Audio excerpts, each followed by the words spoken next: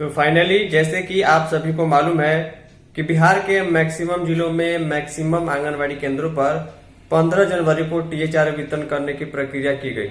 इसके संबंध में हमें बिहार के पूर्वी चंपारण जिले से एक खबर प्राप्त हुई है कि काफी पहले से ही वहां पर जो है इसके संबंध में स्पष्ट निर्देश था कि अगर एक लाभार्थी राशन के योग्य है तो उनका एफआरएस किया जाए। अगर गर्भवती धात्री या किशोरी लड़की के लिए राशन देना है तो उनके नॉमिनी को ऐड करके उनका भी एफआरएस करके राशन दिया जा सकता है। लेकिन सामान्य बच्चों के लिए जो है उनके बच्चे के माँ या पिता जिसके आधार पर उनको रजिस्टर किया गया उनको एफआरएस करके ही राशन देना है।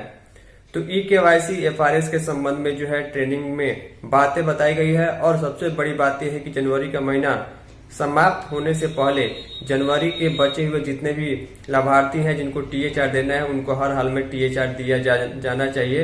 इसके संबंध में डिटेल में खबर प्रकाशित की गई है। तो ई-केवाईसी एफआरएस टीएचआर के रिलेटेड खबर है, ट्रेनिंग के रिलेटेड खबर है। चलिए आगे हम आपको बताएं, कहीं ना कहीं आपको भी इसको परेशानियों का सामना करना पड़ रहा होगा। जनवरी महीने में 2026 में टीएचआर कैसे करना है पोषण ट्रैकर ऐप के अंदर, इसका डिटेल वीडियो बना हुआ है। तो फाइनली आप सभी सेविका इस पूरे वीडियो को ध्यान से देखिएगा। बिहार के पूर्वी चंपारण जिला जिसको मोतिहारी जिला कहा जाता है वहां से एक बड़ी खबर जो है आंगनबाड़ी सेविकाओं की ट्रेनिंग जिसमें ई-केवाईसी एफआरएस टीएचआर शामिल है इसके संबंध में दी गई है। आप सभी को मालूम है कि फिलहाल में टीएचआर का वितरण करना आंगनबाड़ी सेविकाओं और उनके घर परिवार के सदस्यों के लिए काफ़ी बड़ा सिरदर्द बना हुआ है। फेस मैच नहीं होने की समस्या या फिर पोषण ट्रैकर ऐप में नया अपडेट आते रहने की समस्या, कभी लाभार्थी शो होता है कभी नहीं होता है। हालांकि इन समस्याओं के सॉल्यूशन के संबंध में चैनल पर दोनों चैनल पर वीडियो मौजूद है तो आप लोग देख सकते हैं, वहां से आपको हेल्प जरूर मिलेगी कि डायरेक्ट टीएचआर एंट्री कैसे करनी है। चलिए हम खबर आपको दिखाते हैं। लिखा गया है बंजरिया प्रखंड सभागार में अंतिम व्यक्ति तक योजना का लाभ हर हाल में पहुँचना चाहिए, यही विभाग का और सरकार का उद्देश्य है।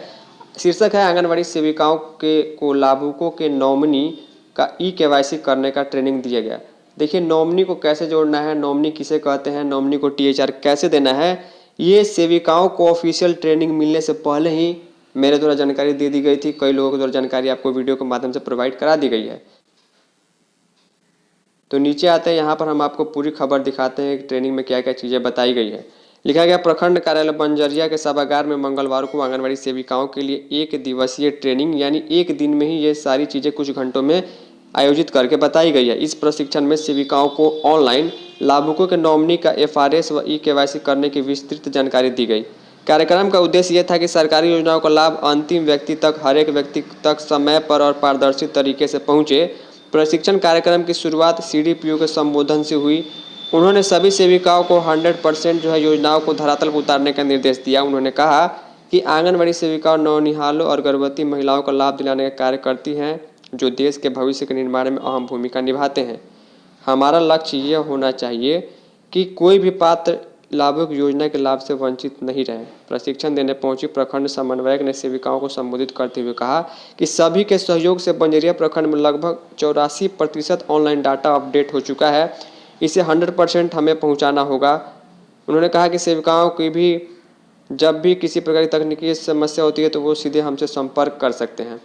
लिखा गया केवाईसी नहीं होने पर लाभुक को नहीं मिलेगा राशन। ये आप सभी को अच्छे तरीके से मालूम है कि ई-केवाईसी और एफआरएस होने के बाद ही जो है टीएचआर देना है, लेकिन नहीं होता है तो टीएचआर देना भी नहीं है।